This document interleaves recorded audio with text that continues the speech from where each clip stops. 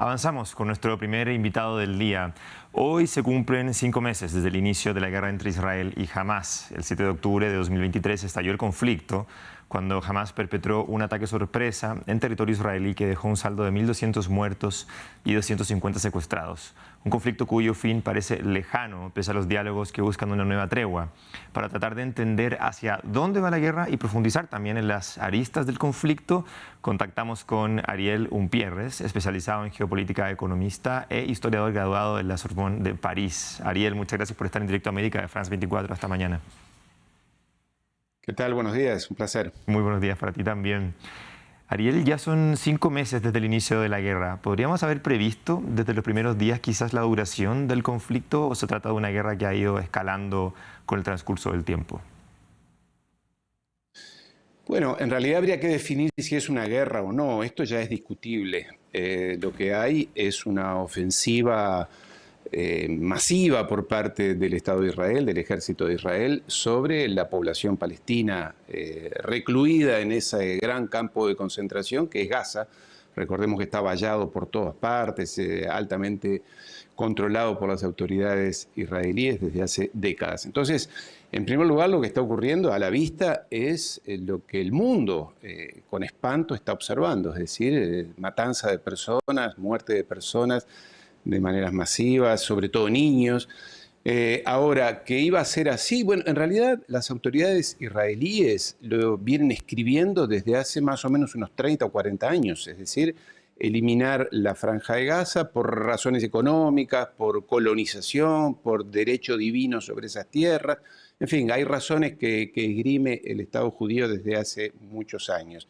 Y sí, en realidad que esto iba a terminar así, en una primera instancia, no se lo veía con tal magnitud, con tanta gravedad, pero había un espíritu de revancha muy marcado en las autoridades israelíes, como lo hubo también en los Estados Unidos después de las Torres Gemelas. Es decir, hay que salir a buscar al responsable de esto, y pasó lo que pasó en Afganistán, en Irak, luego en Siria, Libia, etc.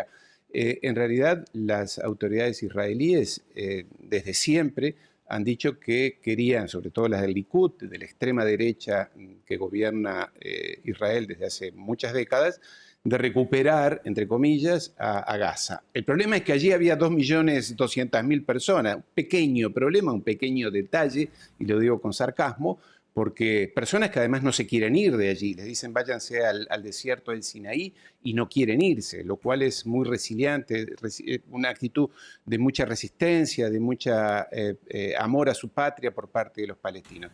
Ahora, que las autoridades israelíes, sobre todo de la extrema derecha del Likud, también la oposición, porque hay que decir la verdad, la oposición se asoció a esta escalada belicista por parte de Israel, Claro. siempre ha sido así, es decir, ha habido un espíritu ¿no? Con la población. Exactamente. Lamentamos que estamos hablando de miles de personas, se habla de 30, 40.000 personas que han sido masacradas de manera oficial. Habiendo estado yo en zona de guerra durante muchos años allí en África, sabemos que las cifras oficiales siempre hay que multiplicarlas por 3 Exacto, o por son más 4, o sea que altas. estaríamos cerca de las 100.000 personas, ¿no? Una barbaridad. Ariel, Francisco. tú mencionabas en tu respuesta al inicio, hiciste un comentario bien interesante, que había que partir por definir si esto era un conflicto, una guerra o una masacre. Parece ser que cuando estalló este conflicto todo el mundo estaba del lado de Israel, después de que Hamás hiciera el ataque en el festival de música. Hoy en día parece ser que toda la posición es al contrario. Y esto puede ser probablemente por lo que tú explicas, por la fuerza israelí versus la no fuerza que está en la Franja de Gaza por los palestinos. Frente a esta confusa forma de llevar la guerra a cabo, el conflicto a cabo, ¿qué tan cerca crees tú o tan lejos estamos de que se genere una posible tregua finalmente entre Israel y Hamás? Bueno, todas las guerras tienen un inicio y un final. En algún día, en algún momento, las guerras o las matanzas terminan. Y siempre tiene que haber un vencedor y un vencido. En términos estadísticos, los vencidos son los palestinos, ya digo, han muerto 30, 100.000 personas y demás. No obstante, Hamás, y no es la única Hamás, hay muchísimas otras organizaciones palestinas de la resistencia palestina que están presentes allí, casualmente reunidas ahora en Moscú en los últimos días para llegar a acuerdos entre ellos, pero este es otro capítulo. Y por otro lado, Israel, que técnicamente ha tirado más o menos el equivalente a 3 bombas atómicas como las de Hiroshima sobre esa población, 3 bombas atómicas en cantidad de combustible y de explosivos, a eso me refiero, eso es lo que se analiza actualmente. Entonces se supondría que es la vencedora. No obstante, Israel ha perdido absolutamente toda credibilidad moral a nivel mundial. La condena es unánime, y tú decías desde un principio había una inclinación hacia las posturas israelíes. Depende de dónde.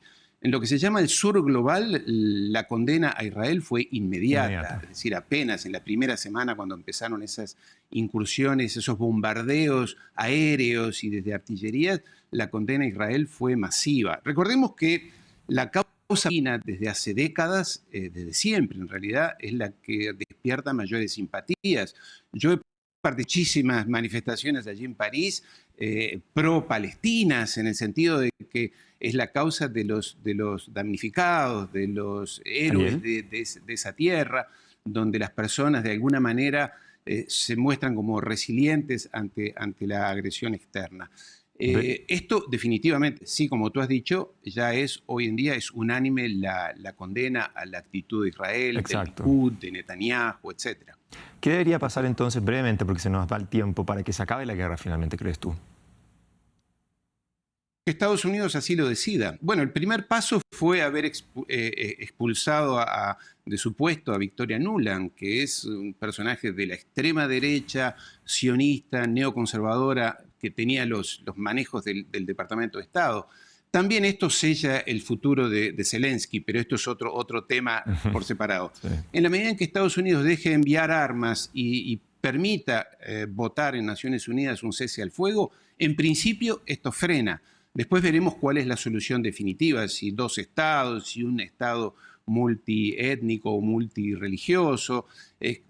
Todo eso está muy lejano. En todo caso, si Estados Unidos así lo quiere, y sobre todo el gran problema en los Estados Unidos son los evangelistas. No es solamente la política del Departamento de Estado, del Congreso, sino esos evangelistas muy prosionistas que son mayoría en los Estados Unidos. Claro. 30, 40, 50 millones de personas que todos los domingos en los templos hablan loas de Israel y de Netanyahu y demás. Si no hay un cambio en esa política, va a ser muy difícil que la solución se encuentre. Claro, allí, política y mentalidad finalmente. Viene Trump y veremos qué sucede allí. Vamos a estar expectantes entonces. Ariel, te agradecemos mucho la información y las claras respuestas además que nos brindaste. Estuvimos conversando con Ariel Umpierres, especializado en geopolítica, como vemos ahí también en tu pantalla, economista e historiador graduado en la Sorbonne de París. Muchas gracias por estar con nosotros. Un placer.